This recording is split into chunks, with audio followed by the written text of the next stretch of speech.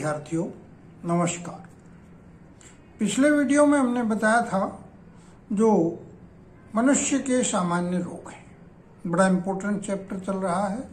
अब हम डिस्कस करेंगे कि सामान्य रोग वो किस तरह से मनुष्य के शरीर में प्रवेश कर जाते हैं, कौन कौन से कारण हो सकते हैं जिनके द्वारा वो हमारे शरीर में प्रवेश करते हैं। तो मनुष्य के शरीर में प्रवेश करने का मार्ग जो रोगजनक हैं उनके कई सारे हो सकते हैं। पहला तो ये कि खाने के द्वारा, जैसा कि पिछले वीडियो में भी जिक्र किया था, खाने के माध्यम से जा सकते हैं। जल के माध्यम से बहुत सारे रोगाणु हमारे शरीर में प्रवेश कर सकते हैं। कुछ जो चोट लगने पर, घाव होने पर उसके द्वारा प्रवेश कर जाते हैं, उसे उत्तक क्षति, टिश्यू डैमेज के द्वारा कहते हैं। कुछ विषस्राव के रूप में, अर्थात अनेक रोग ऐसे हैं जो शक्तिशाली विष उत्पन्न करते हैं। रोग के लक्षण उत्तरदायी हैं जिन्हें हम टॉक्सिन्स या बाह्य विष कहते हैं। कई बार ऐसा देखा होगा कि शरीर में जाने के बाद वो अंदर इस तरह की पूरा जो मेटाबॉलिकल सिस्टम है उसको डिस्टर्ब कर देते हैं। डाइजेशन कंप्लीट नहीं हो पाता तो पेचिश की शिकायत हो जाती है, हैजा हो जाता है। ये इस तरह की बीमारी है, टाइफाइड भी हो सकता है कि अंदर जाकर के जीवाणुओं द्वारा विस्राव उत्पन्न करके पैदा होते हैं। उसके अलावा ये जो संक्रमण है, जो अंदर जाके हमारे शरीर के अंदर ये जीवाणु, विषाणु, रोगाणु, प्रोटोजोन्स ये पैदा करते हैं, उस संक्रमण को प्रभावित करने वाले भी कुछ कारक हैं। कौन कौन से कारक हैं? सबसे तो इम्पोर्टेंट बात करती है रोग जनकों की संख्या के ऊपर, कि यदि वो रोगजनक कम है तो निश्चित रूप से जो हमारे अंदर रोग होगा उसको फैलाने में उन्हें टाइम लगेगा। पहले तो वे अपनी संख्या बढ़ाएंगे, उसके बाद में प्रभावी होंगे, रोग बढ़ेगा। लेकिन यदि वे पहले ही स्वतः ही अधिक मात्रा में पहुंच जाएं, उनकी जनन क्षमता भी बहुत अधिक हो, तो निश्चित रूप से बहुत जल्दी ही हम उस रोग से इफेक्टेड हो जाते हैं। तीसरा, शरीर की प्रतिरोधक क्षमता।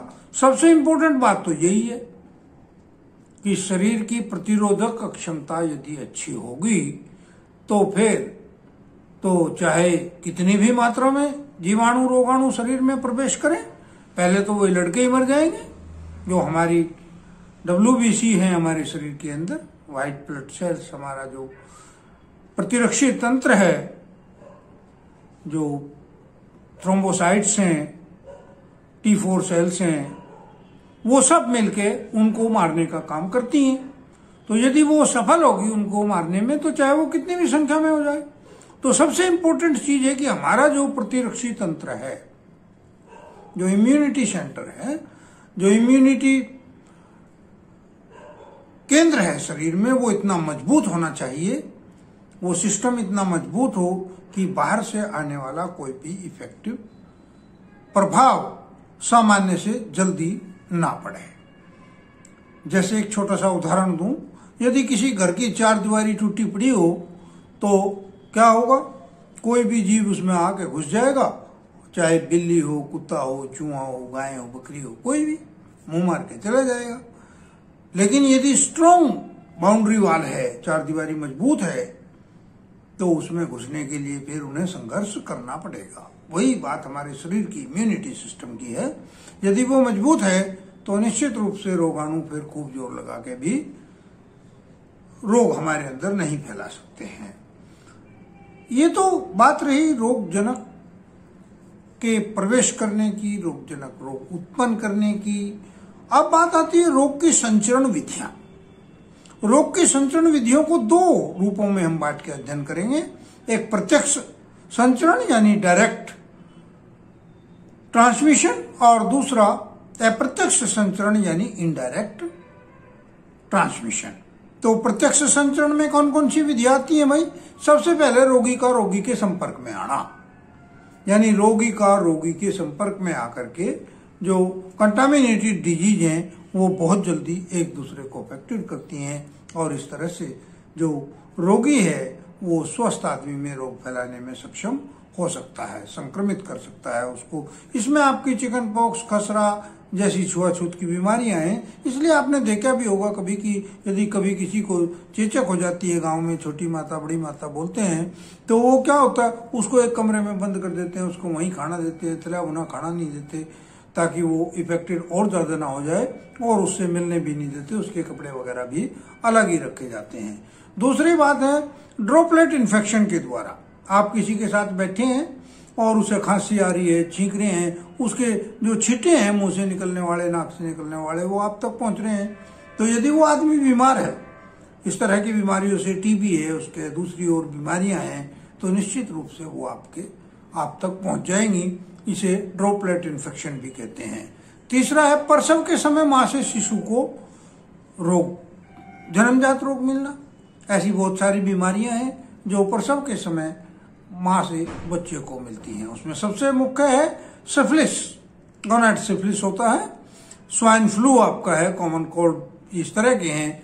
अपरा द्वारा जो मां को हैं तो वो प्लेसेंटा द्वारा बच्चे के शरीर में पहुंच जाते हैं और वो उसको इफेक्टेड करते हैं।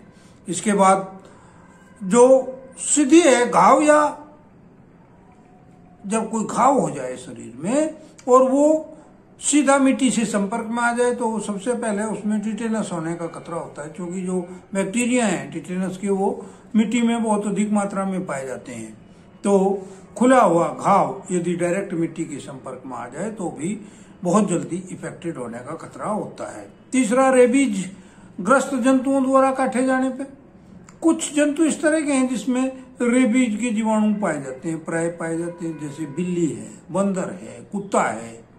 तो ये यदि काट लेंगे तो इनके जो रेबीज के जीवाणु हैं वो हमारे शरीर में प्रवेश कर जाएंगे और फिर कुछ धीरे धीरे वो शरीर में फैलते जाएंगे, जिससे कि खतरनाक बीमारी होने का खतरा हो जाएगा।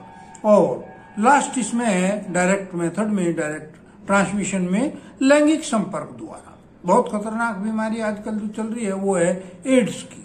विशेष रूप से एड्स जो है वो लैंगिक संपर्क द्वारा ही होता है।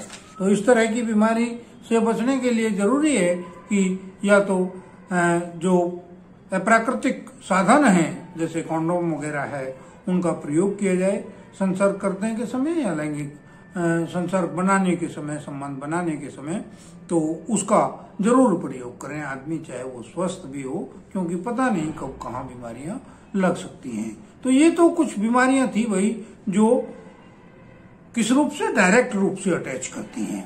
अब कुछ बीमारियां ऐसी हैं जो अप्रत्यक्ष रूप से संक्रमण करती हैं, जैसे हमें पता भी नहीं चला और वायु में उस तरह के पार्टिकल्स घूम रहे हैं। कोई बीमार आदमी आपने देखा होगा, कोई आगे बीड़ी पीता हुआ जा रहा है आपके, तो आप थोड़ी भी दूर है तो उसका धुआं आप तक पहुंच जाता है।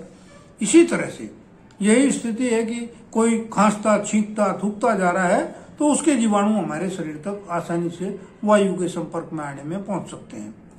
दूसरे जल संक्रमण द्वारा, जल संक्रमण द्वारा लोग बाग कहीं भी थूक देते हैं, पानी में थूक दिया और वो पानी अनजाने में किसी ने पी लिया, या कोई बर्तन है उसमें यूज कर लिया और वो बीमारी उससे होगी। इसमें देखा जाता है पोलियो, पीलिया, हैजा, पेचिस, टाइफाइड, जल संक्रमण की बहुत सारी बीमारियां हैं, क्योंकि ये जल के अंदर ही होती हैं और हम देखे अनदेखे इनको यूज कर लेते हैं, जिससे हमारे शरीर में पहुंच जाते हैं और हम बीमार हो जाते हैं। दूसरा जो विशेष रूप से धुएं के रूप में है, फॉर्म्स के रूप में है, उसके भी रूप में हमारे शरीर में चले जाते हैं सांस के साथ, वो हमारे शरीर में अंदर जाकर रोग फैला देते हैं। ऐसे कुछ इस तरह के भी हो सकते हैं कि आप डॉक्टर के पास गए और उसने इंजेक्शन किसी को लगा रखा है और वो दूसरा है तो चेंज नहीं किया और वो आपको लगा दिया, तो उस सिरिंज से भी आपको बीमारी हो सकती है, हो सकता है पहले आदमी को कोई बीमारी हो।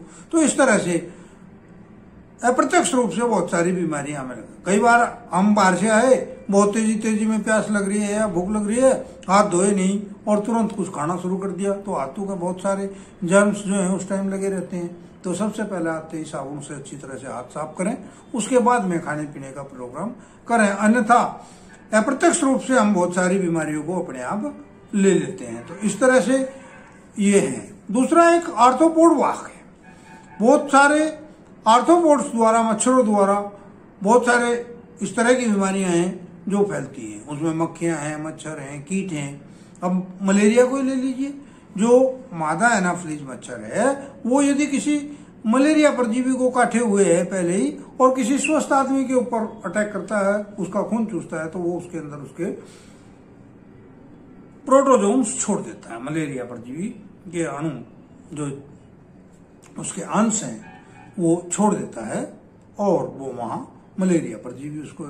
ऐसे ही क्यूलेक्स मच्छर जो है वो फाइलेरिसिस को छोड़ देता है, उसके अंदर फाइलेरिसिस के जर्म्स पाए जाते हैं। तीसरा एडिज मच्छर है, वो डेंगू को, बहुत खतरनाक है डेंगू, और फाइलेरिसिस, चिकनगुनिया, इनके जो मैगाट्स है उसको चूसे रखता है। बीमार आदमी के ऊपर बैठते हैं तो उनसे अपने अंदर स्टोर कर लेता है, जैसे स्वस्थ आदमी को बैठता है उसके ऊपर पहुंच जाता है। सेसे फ्लाई कालाजार का वाहक है। सेसे फ्लाई मक्खी मिलती है, ये तो खैर साउथ अफ्रीका में ज्यादा पाई जाती है। उसको स्लीपिंग सिकनेस, सैंड फ्लाई और सेसे फ्लाई दोनों बहुत खतरनाक बीमारी जिन्हें हमने कालाजार और स्लीपिंग सिकनेस कहा है, उनको फैलाने में योगदान देती है। पिस्सू भी इसी तरह का है। पिस्सू बहुत छोटा सा होता है, जूं की तरह का होता है, और किसी रोगी मनुष्य को काटे हुए है तो किसी स्वस्थ को काट देगा तो वो बीमार हो जाएगा। घरेलू मक्खी विशेष रूप से कहीं कूड़े कचरे पे बैठ खाती है, बहुत सारी बीमारी अपने अंदर रखती है, पैरों के अंदर रखती है, सकिंग मुख के चूसने वाले मुखांग में रखती है, और जैसे ही वो हमारे भोजन पे बैठती है उसको उधर छोड़ देती है। तो इस प्रकार से हमने आज जो इस वीडियो में अध्ययन किया वो सबसे इम्पोर्टेंट बात ये कि रोगाणु हमारे शरीर के अंदर कैसे पहुंचते हैं, कैसे वो वहां इफेक्ट करते हैं, और जो उनके जो संचरण के तरीके हैं, प्रत्यक्ष और अप्रत्यक्ष तरीके कौन कौन से हैं जिससे वो हमें जाकर नुकसान पहुंचा सकते हैं। तो इस वीडियो में इतना ही काफी, मैं समझता हूँ ये आपकी समझ में आएगी। और आप लोग जिन्होंने अभी तक भी चैनल सब्सक्राइब नहीं किया वो कर लें। पढ़ाई का बहुत कम समय है, मैं बार बार यही समझाता हूँ आपको कि समय बहुत कम है। जिस मैटर को देखते हुए पहले हम शुरू से लगे रहते थे, हमें पूरे 12 महीने के आसपास मिल जाते थे, 10 महीने तो मिलते थे, लेकिन अब हमारे पास कुल 4 महीने बचे हैं, नवंबर, दिसंबर और जनवरी फरवरी का। तो आप लोग चैनल बने रहिए, सब्सक्राइब कीजिए, लाइक कीजिए, और यदि कुछ बात समझ में नहीं आ रही तो वो मेरे से डायरेक्ट कमेंट के रूप में पूछ सकते हैं। आशा करूंगा कि फिर इस संडे में फिर एक लाइव क्लास लूंगा। आपको कल शाम तक डिक्लेयर कर देंगे कि किस टाइम होगी। वो टाइम 8, साढ़े 8 बजे, 9 बजे या 10 बजे के आसपास तक का रखेंगे, क्योंकि पिछले बार 8:30 बजे लिया था तो बहुत कम बच्चे आए थे। ऐसा लगता है कि बच्चे सो के ही नहीं उठते संडे में। तो उस बात का ध्यान रखेंगे और वीडियो लाइक करेंगे, सब्सक्राइब करेंगे। जिन्होंने सब्सक्राइब नहीं किया है बेल आइकॉन दबा के रखेंगे। धन्यवाद।